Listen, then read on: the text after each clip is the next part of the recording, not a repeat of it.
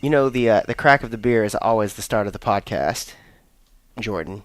Oh, I'm done with my first one. So. Yeah, I've got 2 cracks already not in this podcast. 2 cracks. Yeah.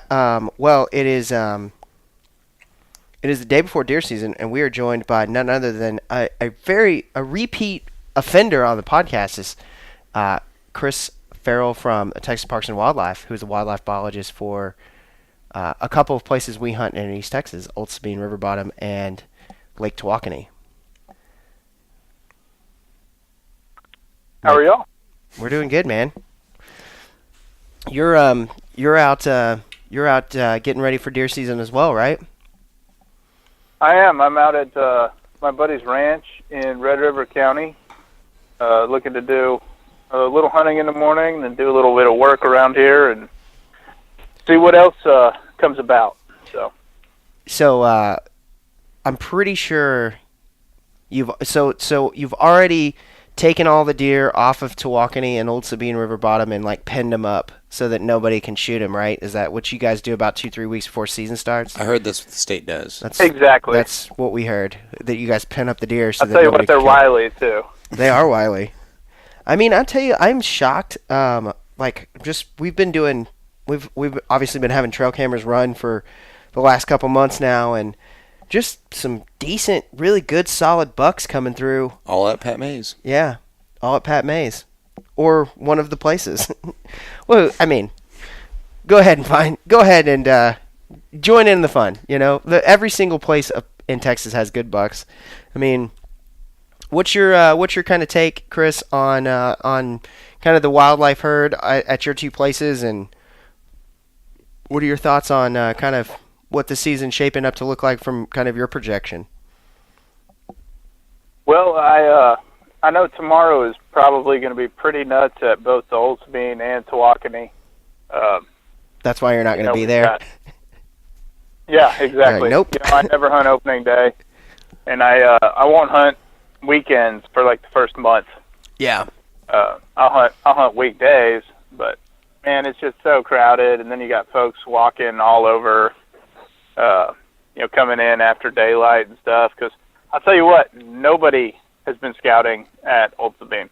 Nobody has, huh?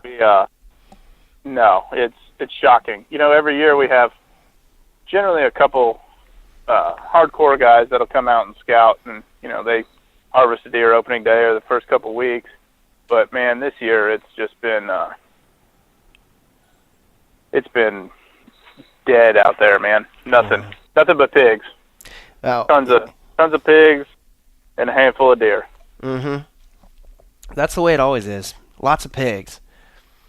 So Jordan and I are overrun. Oh man, Jordan and I are hunting opening day together.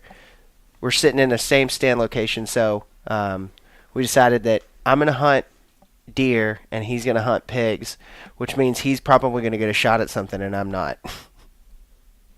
Yeah. But who knows? I'll tell you, for once the rain has kind of messed me up. For our plan was to hunt, close to water, and all the rain just spread them all out. I feel like, at least that's what our trail camera data tells us, is that we had pretty solid movement, and then all that rain hit, and then it just died off.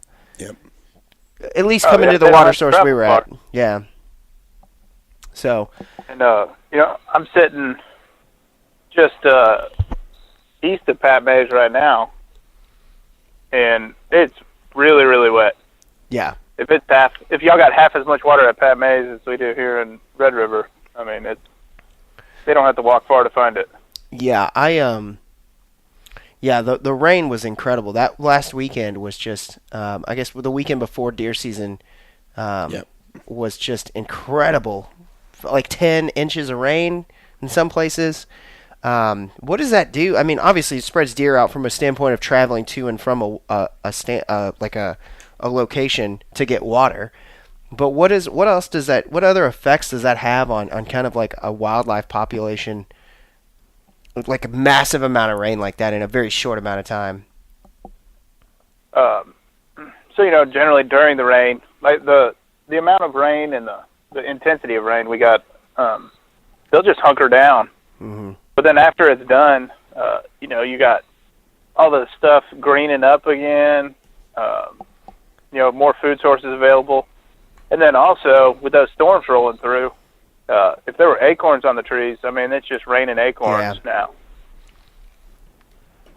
High winds. What do you think? What is your 2 cents on the acorn crop this year? Man, at the Old Sabine bottom, it's loaded. Loaded again this year, huh? Yeah, it's been at least 3 years in a row where we've had just tons of acorns. Yeah. Makes the squirrel population great.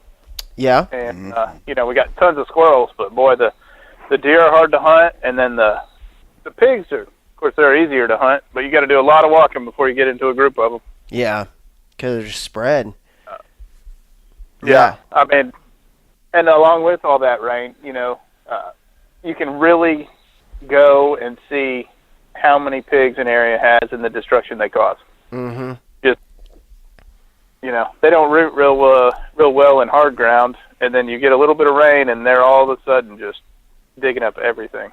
Yeah, walking around, it was amazing just to see just patches, just groups of just torn up ground. I mean, everybody who's been on any piece of land in the state of Texas, I'd imagine, has seen what that looks like. Yeah. And it's pretty. It looks like somebody took a plow to the land in a unproductive way, in the most unproductive way you can imagine. Oh yeah, I mean, we did a prescribed burn on Tawakoni last year, about September. Mm-hmm. And then I was out there in December trying to ride a four-wheeler along one of our fire lines, and boy, it was just about unrideable. Yeah. With the pigs, it was down by the lake, so it was pretty moist all the time. But the pigs just got in there and got after it like nothing I've ever seen. Yeah. It's amazing to see when they find some fresh, when they get it. Just everywhere they go. But it's amazing the amount of pigs on camera we've got just constantly come through. And the good thing is that I had a bunch of pigs roll through an area, and then I had some deer roll through. Like one came through at like 7:52. The pig came through at like 7:52, and at like 8:03. Deer rolling through. So that's at least a good sign that they're not totally I guess they're just learning to coexist together now. Yeah, well, where there's no bait, or everyone loves hunting over feeders. If you don't have a feeder, you're not going to have as bad of a pig-deer interaction problem. Mm-hmm. Because we've got 29 camera points on Old Sabine for our camera survey, and we had pigs on every single one of them. Good night. And generally, if the deer don't find the corn first, and then pigs show up, you're going to get a lower number of deer pictures. And I think I've got a buddy that works down at the Kerr in that captive research facility. Yep. And I've talked to him about doing a sort of study about the interaction, how do pigs reduce the number of deer pictures on your camera? It's got to be drastic every time. They just don't want to be around them. I imagine. No, not at all. I don't blame them. It'd be an interesting study. Yeah, exactly. They're I like to eat them, but they're not. They're not the most pleasant of neighbors or friends to have around. They're like not at all. They're like a drunk friend at the party who's just a pain in the ass. Who just causes problems all over the place, tearing stuff up, fighting. Someone's got to do it. Loud. Yeah, exactly. Jordan's the pig of our group. Well, so let's talk some strategy here as far as like. With the weather we've been having, it seems like we had a crazy kind of hot, dry summer. We had a real wet spring. Yep. Kind of a wet fall. A wet winter as well, late winter. Wet spring, and then it just stopped and got real hot, and then it just hit us again with the water. So, as far as from a strategy standpoint, what are you kind of targeting early season, mid-season, and late season based on the weather we've had over the last 6 to 8 months? Man, right now, with the weather we have currently, I would expect more deer to be out in daylight than in years past on the opening day, just because it's not so dang hot. Yeah. They can move around, and deer don't like the heat just as much as we don't like it. Sure. 108, we're in the air conditioner, chilling out. Same thing with them. Yeah. Yeah, they're just laid up somewhere. I will say, with the wet conditions we had in the spring during growing season, all that vegetation is popped up and is thick, so they got a lot of cover. And then a lot of it didn't die, but it just kind of went dormant early. And then now with the rain we've got at the end of the summer here, things are perking back up, and they got a lot of cover out there. Yeah. There's definitely, walking through there, I was in grass over my head pretty much constantly in open areas, of little, fire lanes or little paths that you guys have cut out there. Definitely the grass was over my head in most places, but if you were going to hunt on let's just say public land in general, what are you kind of targeting this first 30 days of deer season? Where would you go? Like, if I'm going to go walk out, hang a stand, what are you looking for? What is your, from a scientific, your mentality and your mindset of, knowing these deer and being intimate with them? Where are you going? Man, I'd focus on white oak trees. Their acorn has less tannins in it. It's more palatable, and deer generally eat those first. Post oaks, bottomland post oaks, stuff like that. I would find a stand of those early season and try and hunt that. Middle. Then I guess we got the rut before it's too long, and then it's hard to say with the rut. You try and find the does, but boy, there's just bucks running all over, and that's the best time. Everyone wants to hunt the rut because bucks are so careless. Yeah. What day exactly is the rut coming? Yeah. What have you guys planned for the rut this year? Is that what date do you guys have marked on your calendars? November 10th. November 10th.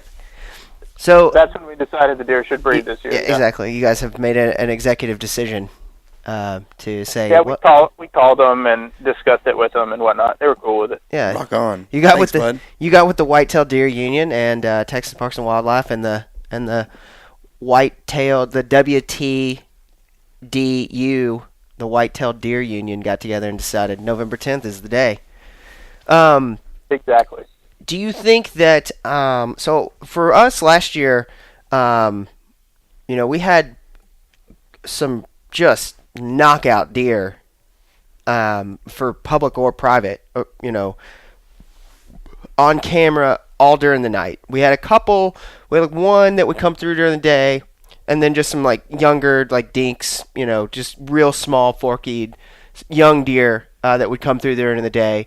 And then does. But all of our mature deer were moving through our cameras at night as per usual, right? And then on the last 2 weeks of November and kind of the first couple days of December, it blew up, and we had just bruisers coming in daylight hours, just one after another, down this section where we're hunting. So do you think? Did that kind of represent where you guys thought the rut kind of hit in its peak? Was those last the last couple weeks of November? Yeah. So historically, I'm speaking for the old Sabine Bottom because they did a study on it. I don't know when, before my time there. Generally, November 7th through the 9th, somewhere around there, is peak breeding time. So peak chasing is the first week in November. Well, we were out in the woods then, and we didn't see any rutting activity. And then the later it got, end of November, we saw chasing and, a lot of rutting activity.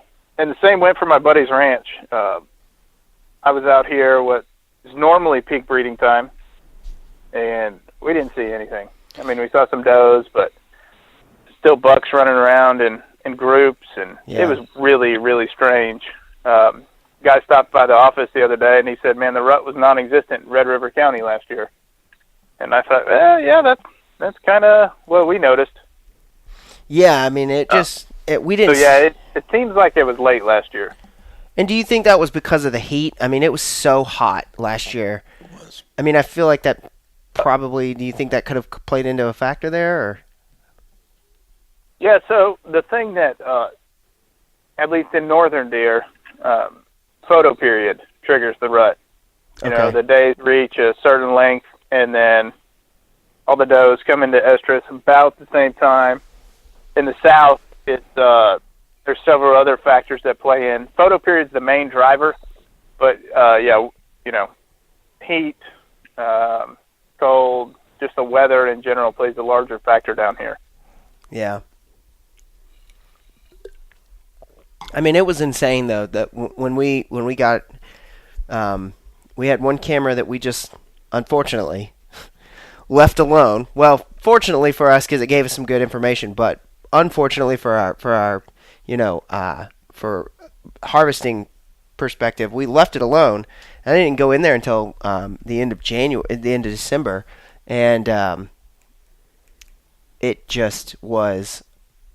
It was insane. The deer. I was just like, there is not one.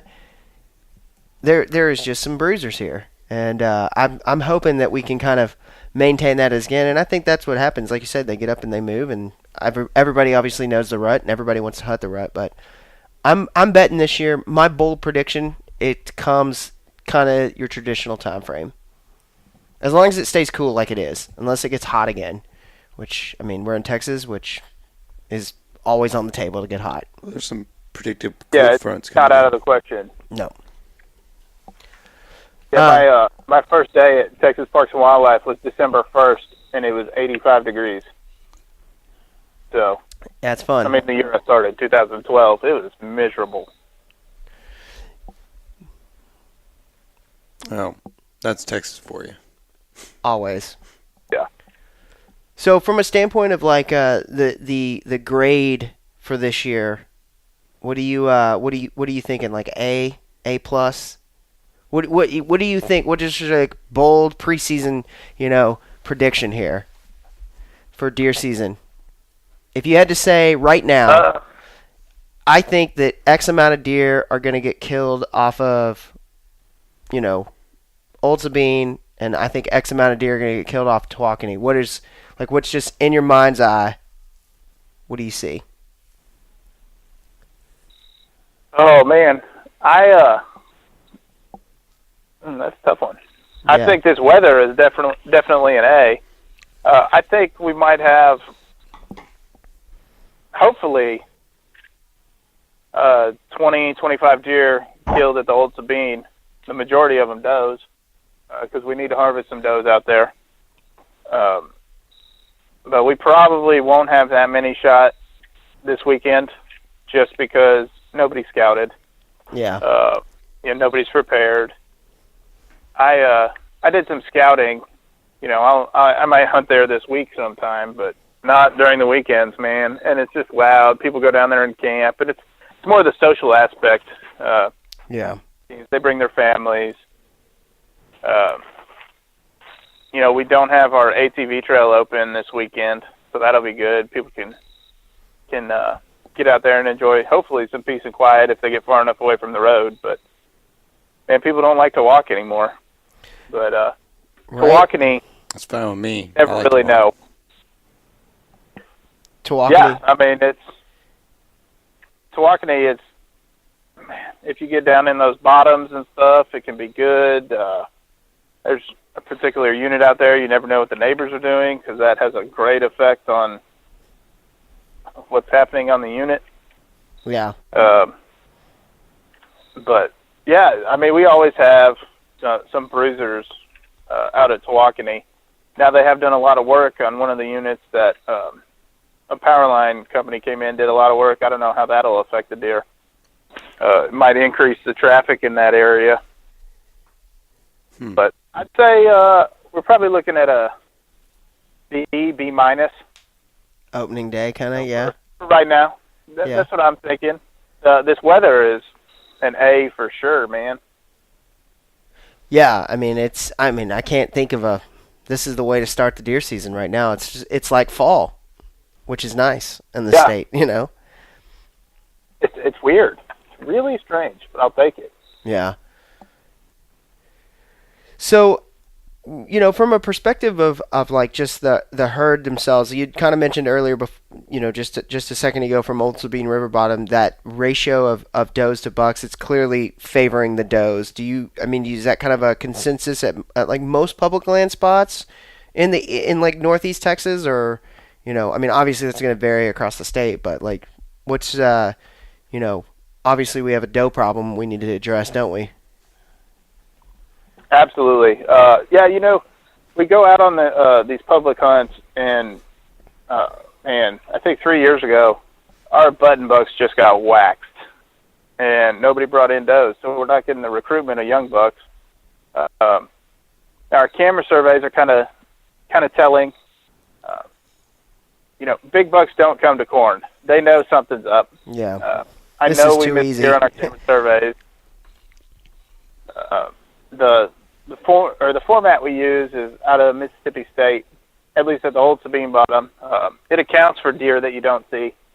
But this year on camera, you know, we got, I think, 3 or 4 mature bucks across 5,700 acres. And I know there are more out there.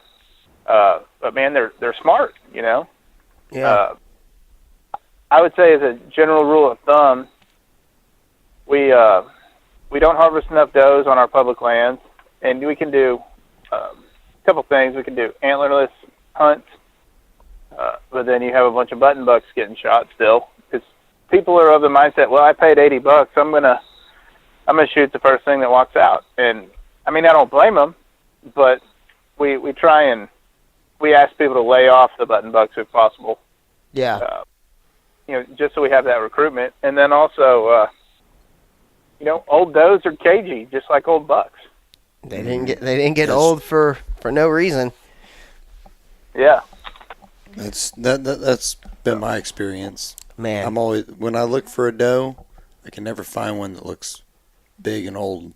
I love big old does though. They're the best.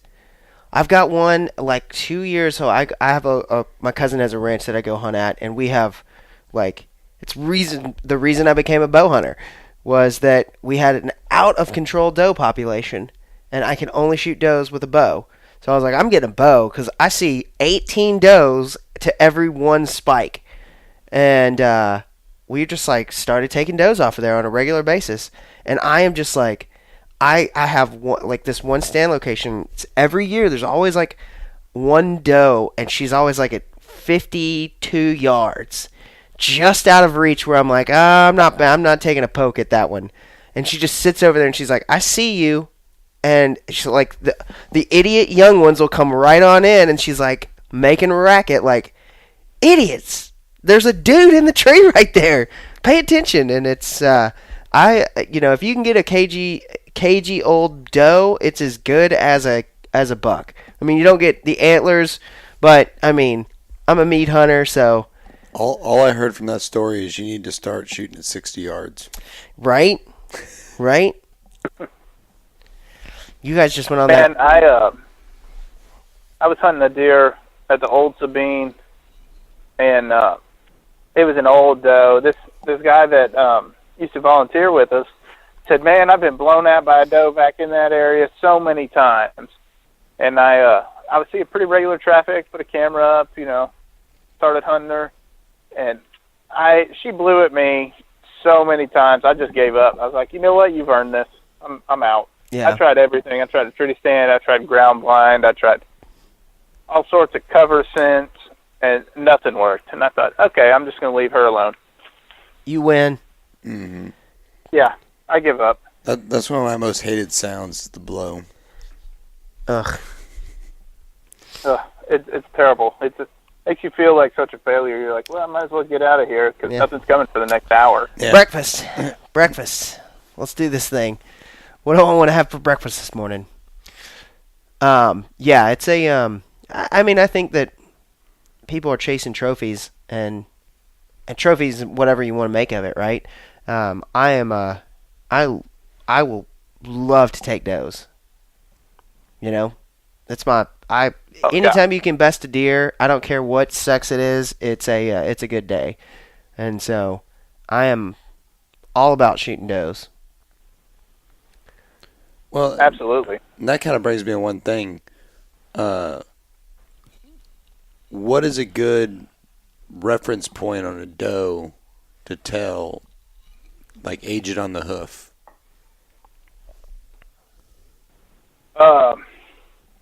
It's a little tougher than it's a lot tougher than a buck. Right. But generally body size. The biggest doe in a group is generally the oldest. And to be honest, a doe's a doe. Your older ones throw twins more frequently, but your younger ones will throw twins also. You can look at it two ways. The younger one, if you let them go, they've got more years of breeding ahead of them than the older ones before the older ones die. So it's a doe is a doe. Well, basically what I was trying to get at is like most of the people that shoot a button buck is normally someone that just doesn't look that hard, and it comes out and they're like, oh, there's a doe, because there's no huge antlers on top of its head. Yeah. But it's just a young deer with buttons. Yeah. Button bucks, you can tell they might be the same size as the does, especially getting later in the season. But they look pudgier. Their nose is shorter. They got a little more fat. They look a little more fat. They don't have such long necks, and so that's a pretty telltale way to tell. It's just kind of that body. Yeah, that works. I was trying to get more of a scientific. They're a little pudgier overall, and generally the button bucks will be, in the front of the pack. First ones in, if you're hunting at a feeder, they're going to be. They're charging in there. Careless. Yeah. Yeah. Young bucks always crack me up. They're such gung-ho little things. Exactly. Always after it. Always trying to just be the first. I'm going to win. I'm going to be first. First to die. Yeah. So, good year. It sounds like a pretty decent year shaping up for us. I mean, I feel like we got the weather on our side. So, just kind of from to return kind of to a strategy thing, to take acorn trees off the table, right? Because, I think those acorns are definitely, like Jordan and I like to say, public land feeders. But if you were going to hunt something besides a tree, like from a food source for an animal, what would you be targeting from that perspective? Oh man, they'll browse on just about anything they find. Obviously, you don't want to hunt in the middle of like a field with prairie and whatnot. But greenbrier, American beautyberry, American holly, pretty much you name it, a deer's going to try and eat it, and then they'll decide whether or not they like it. I wouldn't set up so much on food sources as just corridors between thick cover and where the food source is. They're going to try and stay in the thickest stuff they can, or right on the edge of it, so they've got that quick escape cover. Yeah. We're dealing with a prey animal that's evolved in the presence of predators. Predators are, pretty darn good at what they do. So the deer are always looking for escape cover. Where's my nearest thick patch to jump into and whatnot. Yeah. So I wouldn't. If I was going to take acorns out of the equation, I'd hunt travel routes between bedding areas and where they're feeding. Okay. And, we always have folks set up in the middle of sloughs and whatnot where they can see a long ways. And, that's not not the thing to do. You got to get in there in the thick stuff, and you got to get in there early enough where you can make a little noise going through all that crap. Yeah, exactly. I think that's the biggest thing is as becoming more of a real experienced public land hunter is that you just have to account for more time. It is not a roll out to your stand at 7 or 6:45 and you're there and you get in and you're good to go. It's get there early. It's stay late. It's just you got to put that work in. I mean, I think it's public land in the state of Texas and public land in general is all about, you get an opportunity to hunt some land for $48 in the state that you would have otherwise never had access to, that you share with every other person who spent $48, and you have to put in more work. And 99% of the time that means it doesn't necessarily even mean walking farther. I think it just means like willing to get up earlier, willing to stay later. Oh yeah, I mean, you get in what you get out what you put in. Yeah. So go ahead.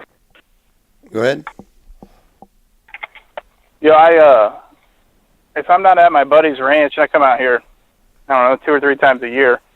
I'm hunting public land, and I know that the majority of our hunters aren't going to walk in till this time. Well, I'm gonna be up and in my stand by that time, and then they get out, 8:30, 9 o'clock. Well, when they're getting out, they'll push deer around. Absolutely. Yeah, that's always been my strategy on public land is to pattern human beings more so than you pattern deer, because that's exactly what deer are doing. And that's what that disrupt the pattern as humans. Exactly. And if you're anticipating that and you're saying, well, I know that people are going to move through here starting about 6 o'clock in the morning till 9 o'clock or maybe even 10 o'clock. Well, I know that I need to be in my stand before 6, well before 6, and I need to be in my stand well after 10, and that way I'm catching what these humans who are moving at that time think that they're getting in ahead of. They're not getting ahead of that. I'm the one that's getting ahead of that because they're going to move. They're going to push those deer. They're going to sit in their stand, and then they're going to get out, and they're going to walk, and then they're going to push those deer again. And I mean, I think we're drawing closer and closer every year.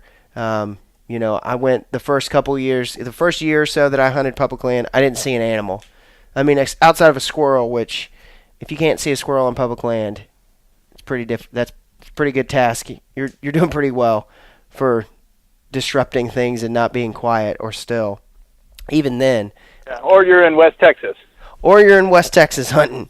But then, I'm the last couple of years, I've seen pigs, I've seen deer. Last year was incredible. I had a little Forky just every morning. I mean, like there was a feeder in front of me every morning. But he just got a pass because he was a baby. And then, we saw a bunch of does moving, but they're as like we were just talking about, they're so cagey. I never got a shot at. I saw 3 does last year, and just all 3 of them were like, no, not one way I could have gotten a shot. Not one time. Even if I tried to Hail Mary 2 of them, it would have been ridiculous. That's why we do it. It's the challenge, with a gun. I come out and to the ranch and shoot a doe with a gun just about every year. I'm lucky enough that my buddies will allow me to do that, and it's like going to the grocery store, though. Yep. That's exactly what we call it, grocery store hunts. You don't get that feeling of, utter excitement when something's coming in. Your heart isn't just pounding in your chest, and but that's why bow hunting's so fun. It's the challenge, and it's just a great time. Yeah, I mean, I feel, and I'm pretty sure most everybody listening to this podcast, and everybody sitting, here talking on this podcast right now, I mean, with a gun, I feel like it's pretty much automatic. I feel like there's so little like margin of error. Like I'm gonna shoot. If a deer walks out with a rifle in my hand, I mean, and we're not talking about shooting an elk at 600 yards or 400 yards or 300 yards. We're talking about rifle hunting in the state of Texas. There's no doubt that if it walks out and I'm going, that's the one I'm going to shoot, then it's a goner. You know? But with a bow, yeah. I don't care how long you've been doing it, there is a pretty large margin of error that exists. Oh, absolutely. And I'd agree with that. I shot my biggest buck. I don't know what it scored, but it was when I was in grad school at Georgia. That joker was at 8 yards, and after I shot him, I was shaking so bad I almost fell out of the tree. You know, and I just don't get that feeling. Yeah. With rifle hunting. Yeah, I still enjoy it. You know, it's a different kind of enjoyment. But you know, your senses aren't as tuned in. You're just kind of hanging out, and if you see something generally where you're hunting, you can shoot it. Bow, you're like, oh man, everything has to go right. It's just you have to do everything perfectly. Yeah, it's just so addicting. I'm head over heels in love with bow hunting. I know, and like my brother, for instance, I can't. He's like, I'm going to do it. I just can't. I'm like, dude, the one time you go do it, and the first time you see an animal at 30 yards, you're going to freak out, you know? And, I mean... for me, I tell everybody it's like waterfowl hunting. Like, be careful, because, like, you start doing it, and everyone does it, like, in baby steps. So, like, I don't know, like, maybe, and they start kind of doing it, and they're like, man. Next thing you know, you got awesome. A mud motor and a John boat. Yeah, it happens quick. So, I mean, I think that's an absolute perfect segue. What's your take on ducks this year? So you know they came out with the census this spring, and duck numbers were down. Yep. It's hard to tell. I mean, we've got water in places this year. Some places, obviously, too much water. But if it doesn't get cold up north, like the last couple of years, it's not going to be as good as it can be. We just can't get the birds down here. I know teal season was, at least in our area, we don't have teal at the Old Sabine generally. But I know Richland Creek, you said their numbers were down from last year. People still line up. I think they had like 100 trucks there opening day of teal season. Good night. And it sounded like a war zone, but people were shooting birds. I guess there were enough folks to keep them moving. But as far as just numbers go, I haven't heard anything just absolutely amazing. I think if it gets cold up north, we got the water if we can hold it. We should have some ducks, but I'm hoping it gets cold this year. We rely on so much up north. Yeah, I mean, it's the good thing is we now have a friend who has been on our podcast a bunch and is a part of Stormwater Creek who moved to Montana. So we've got a direct I guess the internet tells you that too. I guess weather's not that difficult to figure out, but it's nice to have somebody like there locally going, what's going on? What do you see? Are there ducks there? Is it getting cold yet? Is it getting cold yet? Have you tried to lick a pole and your tongue stuck? Cameron would do some shit like that. It's a nice elk hunting connection too. Oh yeah, no, that's already been established. I know. Our buddy David Frisbee put out the invite for a black bear hunt. Did you see that on Facebook today, Jordan? And I was like, trying to talk my wife into it. How about you give me that for Christmas for the next 4 years? Yeah, I saw that. A Canadian black bear hunt. I want in on that so bad. Yeah, that would be pretty cool. How much longer until we get bears back here in Texas, Dave? They're here. Chris? Well, I mean... Oh, man. For real, for real? For real, for reals. Several. Oh, for real, for real?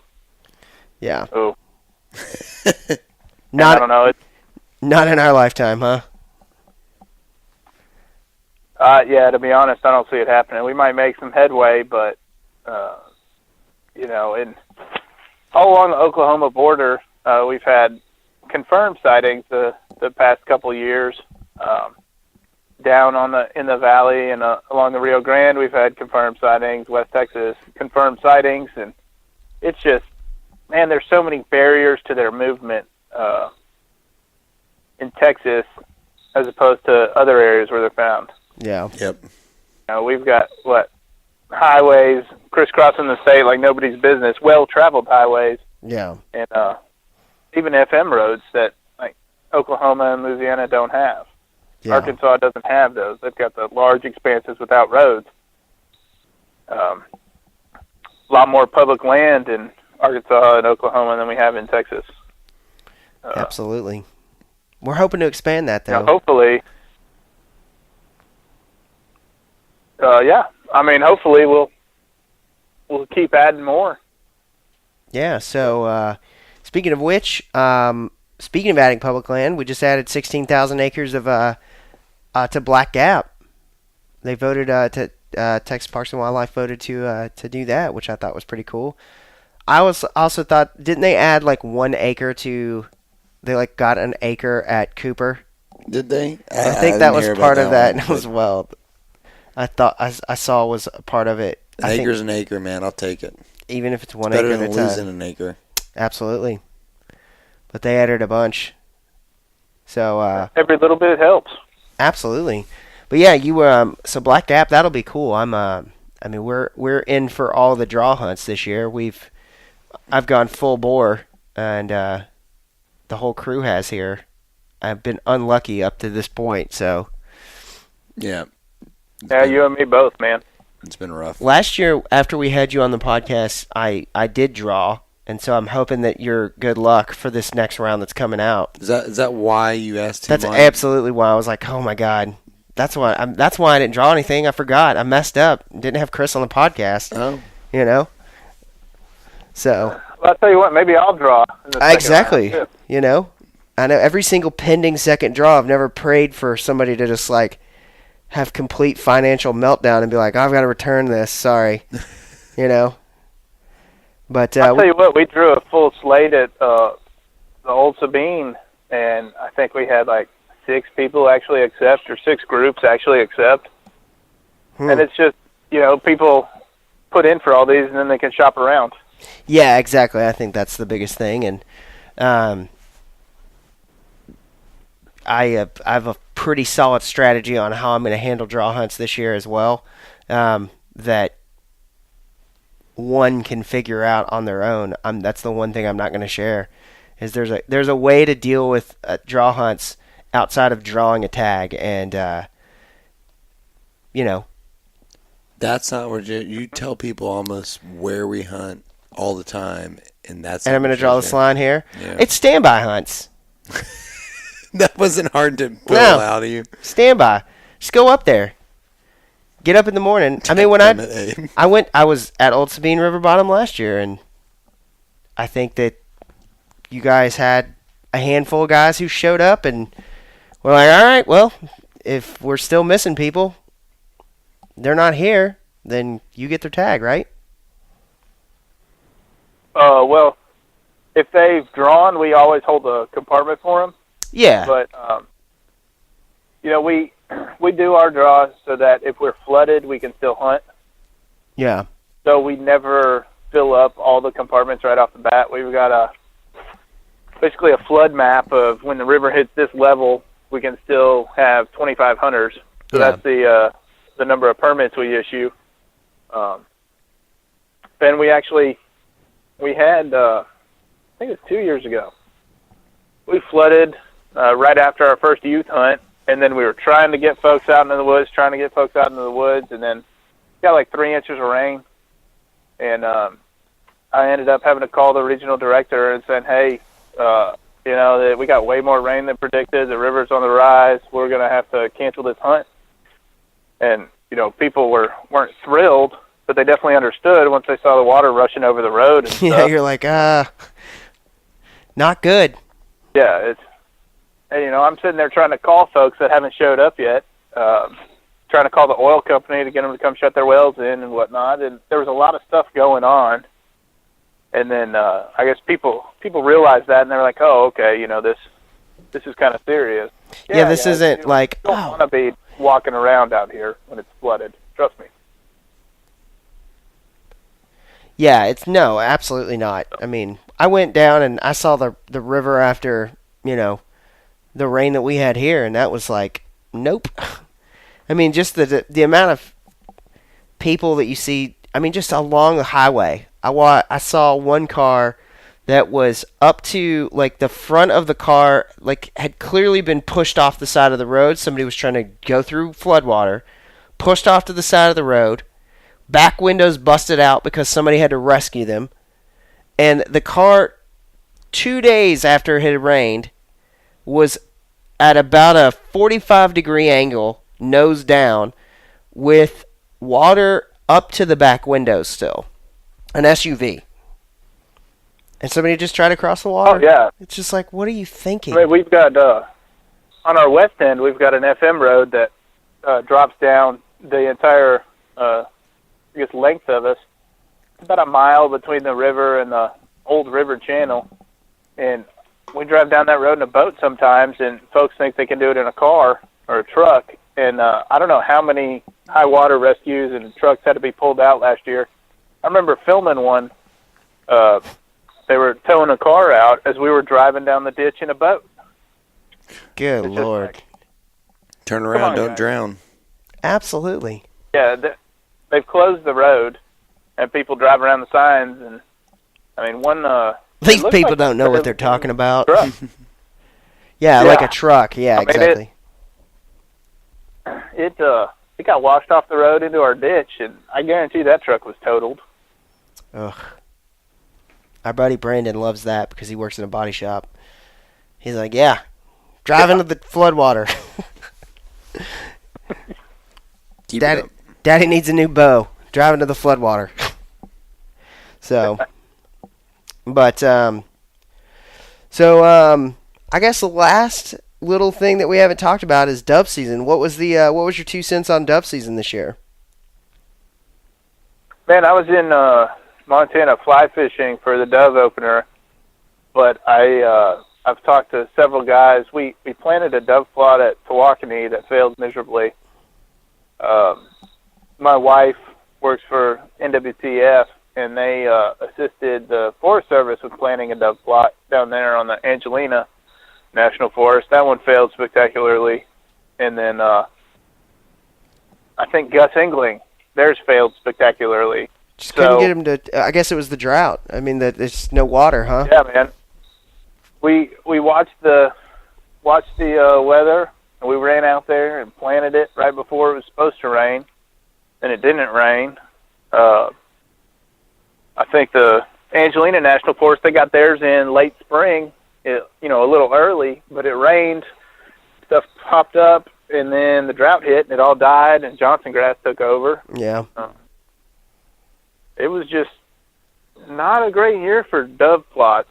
And by extension, I haven't heard or seen of anyone in East Texas just do a bang-up job on dove. Yeah. Maybe 5 or 6 here and there, but yeah, nothing just amazing. I'm convinced West Texas, if you want to shoot dove, go west. Oh, man, or the Panhandle. Yeah. Yeah, East Texas is not a stellar area for dove, that's for sure. Yeah, no. We in West Texas, I was out by Abilene opening day, and it was pretty good. We had a pretty good opening morning, and opening weekend was fairly productive. We saw a bunch of, the most white wings I've ever seen, though. Just big, giant white wings moving through. Shot a bunch of mourning doves, though, but it was a fun opening day. Got to see there's a high game fence ranch out there that we were staying near, and got to see big bull elk, but nothing like driving down the highway and looking over and seeing a giant bull elk in Abilene.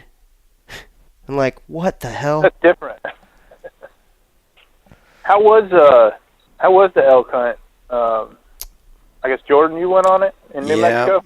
Yep, we had tagged soup, but we had fun. We learned a lot of stuff. We jumped a few, but they weren't within range, and man, there was a lot of hunting pressure where we were at.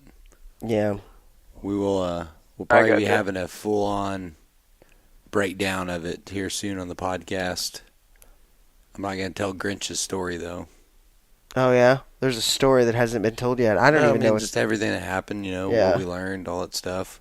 But I feel like you guys take away something every year, I think we have it down pat. I'm not saying that, like, if we go next year, we're going to nail one down, but we definitely will have a better You're getting the formula dialed in. Yeah. We made some mistakes. We know what those are, and we did some things right. We know what those are, so... every time out, empty-handed, it makes you a better hunter, and the hungrier you get for it, the better you are at hunting. So. Nice. Well, as long as you're learning something. Yeah. Well, it's about all I do nowadays. Yeah. That's like I was out a week or so ago scouting and just was like, I think that's going to be this year for me. Like last year, I was like gung ho. I'm like, I'm gonna do it this year. I'm gonna get it done this year. I'm gonna get a public land deer. I'm gonna take this. This is happening. This year I'm just like, man, you know what? If I do, great. If I don't, but this is just gonna be a year where I'm just like, stay resilient. Like just like I'm gonna just push through and just stay focused, one like little hunt at a time, and take something out of the field, and just I'm not gonna let my expectations get ahead of me. Like every year I'm like, this is the year that I shoot, like, I'm going to cut all of my whitetail tags out. And I'm like, nah, you know what? I don't even care about that this year. If I shoot one deer, I'm going to be happy. You know? It's like every time I don't have a cooler, I feel like I have better opportunity. But then, like, I don't not want to take my cooler. Yeah. Like, when you're unprepared, it seems like you do better. But... You lower your expectations. Yeah, you don't want to not have that crap. Yeah. No doubt. What about you this year, Chris? What do you got any kind of big plans, big hunts coming up, or anything special? Oh man, I got a pretty booked fall. I did some really bad planning as far as trips and whatnot, but I was able to draw a cow tag in Wyoming. Nice. I'm gonna head up there early to mid-November after our first couple draw hunt. Stay for a week and a half, and see what pans out. So, which is good because I am out of venison. So. It's a sad time. It's that time. That'll help fill the freezer. Oh yeah. I have one shank left and some grind. That's it. So, I need to cook that I guess shank. I've got some shanks and some sausage, but as far as just like good cuts, ground meat, yeah, we're out. My wife shot a really really nice coal buck last year. Out here, we've been after it for I think 2 years. And then I followed it up with a doe, and she likes to brag to everyone how she brought home more meat than I did last year. Yeah. I got one of those too. It too. looked good, but we're still out of it. So. Exactly. Yeah, I was thrilled. It was her. We were talking about the excitement from archery hunting. She gets that excitement from rifle hunting still, because she's still fairly new to the sport, and so she really, really loves it. I think she's probably not thrilled that I'm out here right now, and she's sitting at home. Oh, no. She said fine, so we all know how that works. That's not actually a thing. Don't believe that. Absolutely. Don't believe that. Yeah. Don't believe the hype. It's fine. Dude, whatever. It's fine. It's cool. It's fine. Don't worry about it. I'm not mad. Why? Why do you think I'm mad? Did you do something that I should be mad about? And you're like, oh, God damn it. The loop. Guys, I'm going to be late. I have some work to do at the house. So, but it's you guys have a wildlife family though. You guys are all about being outdoors in your household. Yeah, we are. We're both wildlife biologists. We made the commitment to be poor the rest of our lives, but pursue something that we really love. Well, hey, that's awesome. Yeah, my wife's like, I'm not going out into the woods unless I have a shower. She's like, animals, no, I'm good. I've got 3 dogs. It's all the wildness that I need. Yeah, man. So, I guess, Jordan, you got anything else to add? Yeah, I really can't think of it. We covered everything I wanted. One last thing, I guess, actually thinking about it. We were talking about it right before this. What do you think about the moon phases coming through? You were talking about how we have a full moon tonight. Like, how does the moons affect, and what do you plan when, like, tonight you said it's pretty much a full moon. What do you plan the deer movement's going to be through the day due to that? Yeah, so, deer see much better than we do in low light conditions. There's a full moon and it's not cloudy. They're going to be out there at night running around, because they can see. They can still avoid predators and whatnot. So deer is going to feed twice a day. If it's feeding at midnight, well, then it's probably going to feed closer to middle of the afternoon, noon, 1, 2, 3 o'clock. The traditional times when people get out of the stand, go back, eat, take a nap, and whatnot. Whereas the less light it is at night outside, the more likely they are to stick to the normal feeding times of in the morning and evening. They print those solunar tables of expect this to be peak wildlife movement, and then this is the secondary one in the day. There's been studies done on those, and they are not accurate. I watched a presentation one time, and of a guy out of, I believe, Mississippi State that did the research, or North Carolina State, excuse me.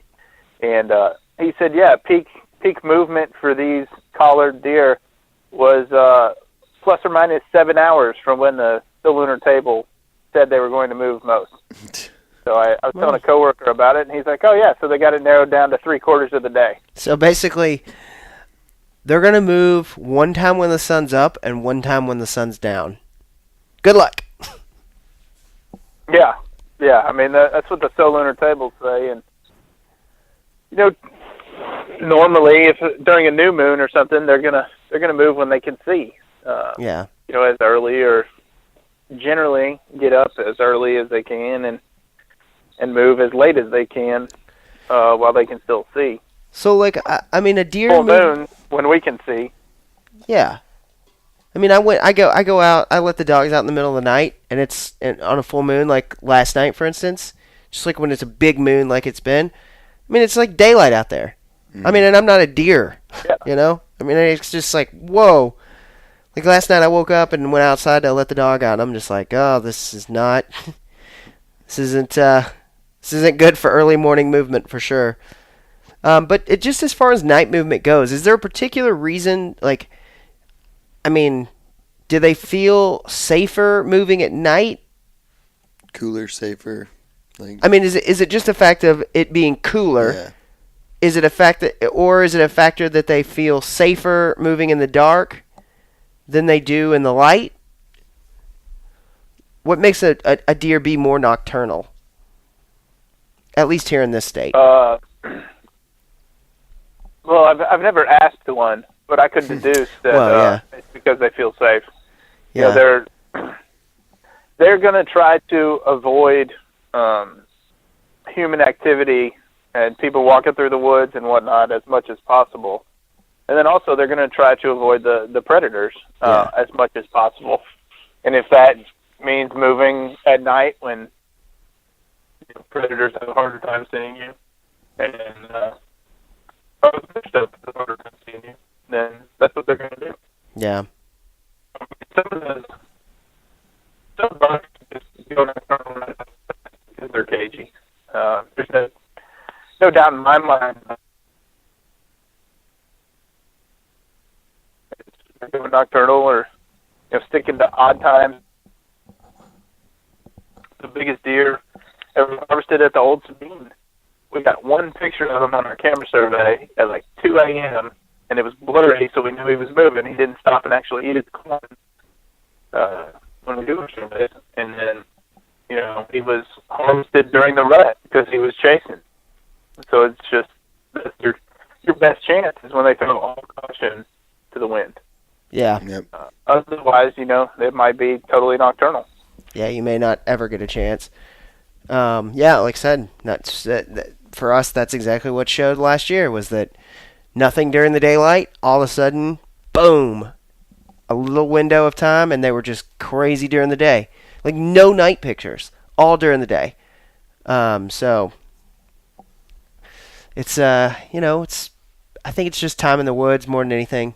Learn sign, learn a piece of property, and learn to get out and just, you can't beat sitting in the stand. There's not I need to go out on this date because that's going to be the date that I can kill a deer. It's be in the stand more often than not, and guess what? You're probably going to end up taking a deer home.